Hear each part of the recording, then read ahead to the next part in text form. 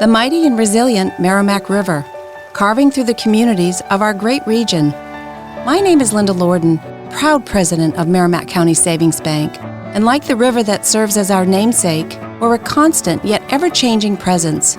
Because to us, it's bigger than banking. It's about powering communities and putting people first. It's about knowing where you came from and where you're going. That's Merrimack style. Visit us at themerrimack.com. Hello, thank you for joining me in this week's podcast. I hope you're going to enjoy the training material contained within. Any questions? Get in touch. Mail at learningbritishaccent.com. Section 1. Ed endings. So last week we talked about the final S sound. And now we're going to move on to the final sound of ed at the end of the words. Now this, ed, can be pronounced 3 different ways.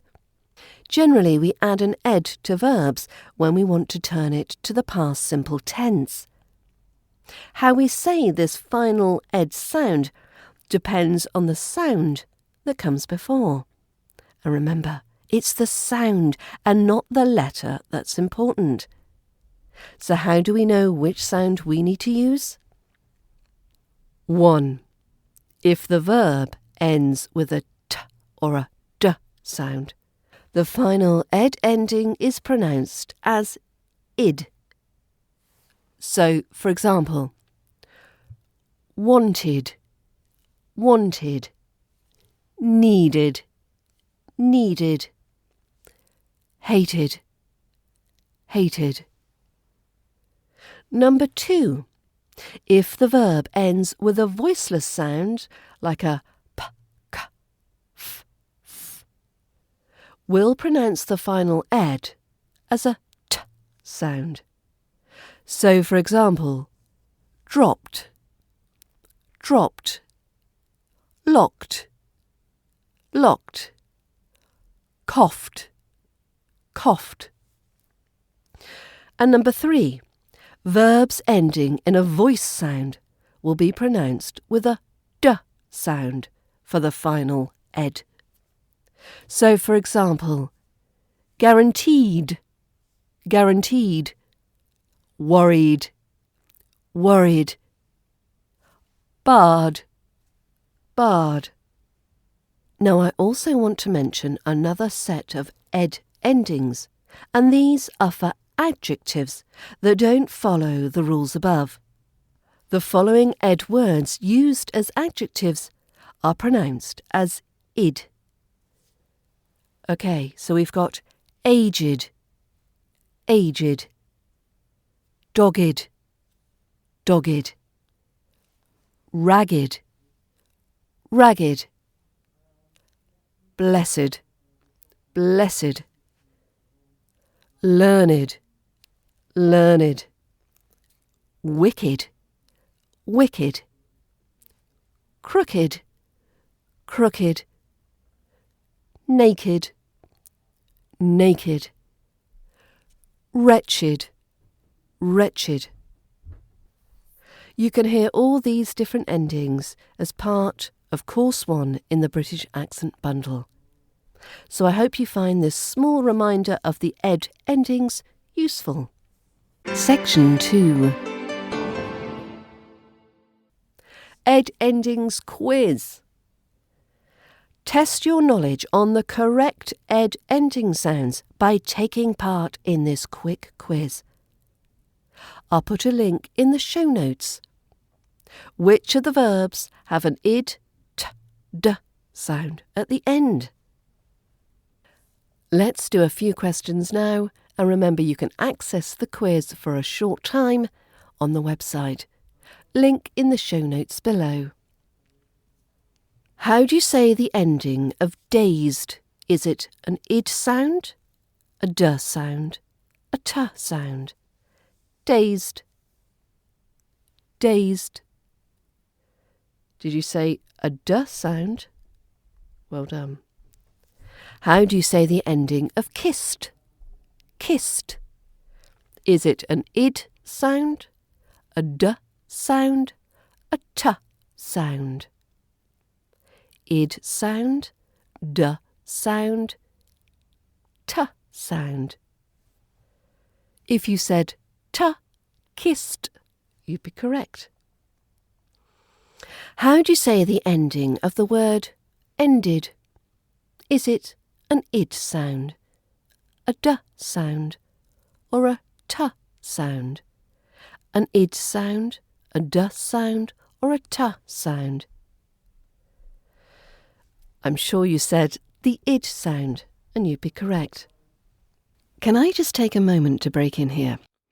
You can get access to quizzes and members-only posts when you become a member of the British Accent Bundle at learningbritishaccent.com. And of course, you also get access to both the British Accent training courses. That's the RP British Accent Pronunciation course and the Ultimate RP British Accent Learning Resource. You can get all of this for under £7 per month. So if you select the yearly membership option at only £79, you can get immediate access to all these resources. So for less than £7 per month, you can make so much improvement to your speaking voice and gain so much confidence in your fluency and conversation skills. So why not gift yourself this opportunity? Section 3. Accent on Autopilot. When automation goes right, it's a wonderful thing. Put your card in the machine, type in some numbers, and money comes out. Fabulous. When it goes wrong, it's a right pain. And anyone who's had the misfortune to park in a car park that requires you to pay via an app will know exactly what I mean. You haven't got the correct app. The internet doesn't work in this area. The app crashes halfway through the payment process, to name but a few issues. Automating your British accent can seem a far-off dream, but if you build up the muscle memory in your mouth, lips and tongue as you practice those British accent sounds, your accent will begin to become more automatic. Watch and listen to how I pronounce all the RP sounds and shadow how I do it. Through mimicking, you'll learn the correct placement to correctly pronounce each of the different sounds. Some sounds will feel totally unnatural at first, but through practice, their production will become increasingly instinctive. Keep going, you're doing brilliantly. And don't forget, you can learn all these different sounds in Course 1 video course of the British Accent Bundle. Go to learningbritishaccent.com/bundle. Section 4. Conversation phrases beginning with the letter D. Do you mind? Now, you can say this in two ways. Now, if someone says this in a friendly way, they're asking for permission to do something. Or alternatively, they could be saying this in an unfriendly way, when they must think that you've been rude or inconsiderate. Let's firstly look at the friendly way. Do you mind watching my bag for a minute while I go to the toilet? Do you mind if I open the window? I could use some fresh air. I'd love your opinion on my article draft. Do you mind taking a quick look whenever you have time? Could you help me move this heavy box? Do you mind? Can you share the Wi-Fi password? Do you mind? And the do you mind phrase when it's said in an unfriendly way. Do you mind turning your loud music down? Some of us are trying to sleep. Do you mind not smoking so close to the building entrance? There's a queue here. Do you mind not cutting in front of everybody? You just stepped on my foot. Do you mind watching where you're walking? Stop asking me personal questions, do you mind? I don't think this conversation concerns you. Do you mind butting out? Don't hold your breath. Don't hold your breath. Now you can use this phrase if something will take a long time to happen or might never happen. Some examples. Don't hold your breath waiting for me to volunteer to work on Saturday. I already have plans. Don't hold your breath thinking I'll lend you more money after you never pay me back last time. I wouldn't recommend you quit your day job just yet. Don't hold your breath waiting for your acting career to take off overnight. I've heard promises of bonuses from leadership before. Don't hold your breath expecting that money anytime soon.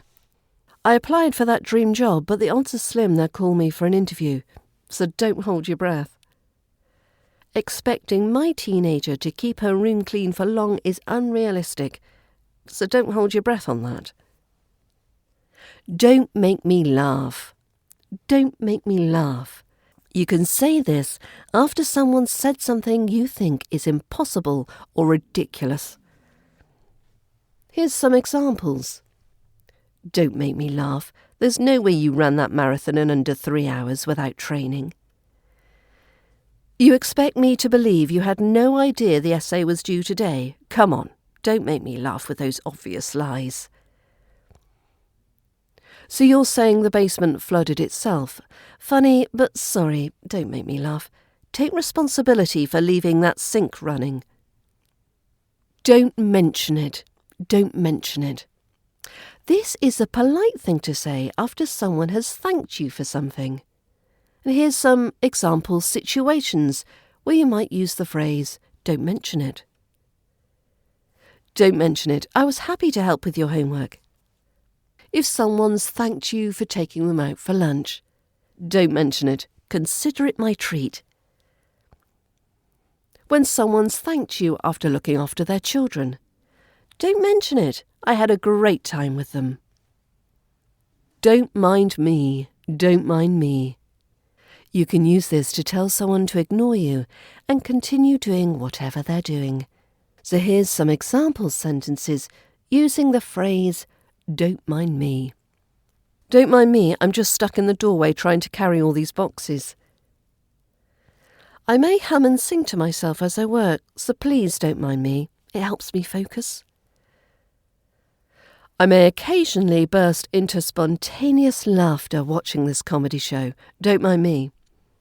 Just ignore me while I do some stretches to wake up. Don't mind me. You go ahead with your yoga. Feel free to keep chatting. I'll just be over here sorting through this pile of photos. Don't mind me. Don't you dare. You can use this phrase to very firmly tell someone not to do something. So here's some example sentences using the phrase, don't you dare. Don't you dare touch that button. We talked about this. I saw that look in your eye. Don't even think about it. Don't you dare. I'm serious. If you tell anyone what I just told you, don't you dare. You keep your hands to yourself or else. Don't you dare lay a finger on her. Just try saying that to my face. Don't you dare insult my mother. Section 5. Your progress report. I'm currently writing my first feature-length screenplay. Although it's going well, it's a constant frustration that I'm not as far forward with it as I had planned and hoped. Every week or so, I try and remind myself of the progress I've actually made. It's no good measuring the gap that still needs to be bridged. I need to look back to when I first started and appreciate the progress I've made from then to now. So when you feel down, discouraged, dissatisfied, and lacking motivation, you need a system that allows you to look back and view and hear your progress. Documenting your progress through your audio recordings allows you to hear the difference in your speaking skills from day 0 to the present day. Your mind may believe you've not made any improvement, but your ears will prove the truth. So are you recording and saving your audio files as you practice your spoken British English? If not, start now. If you have been, why not take this weekend to listen back to your old recordings and see just how far you've come? Be proud of your achievements. Thank you very much for listening. Bye for now and have a fantastic weekend. See you next week.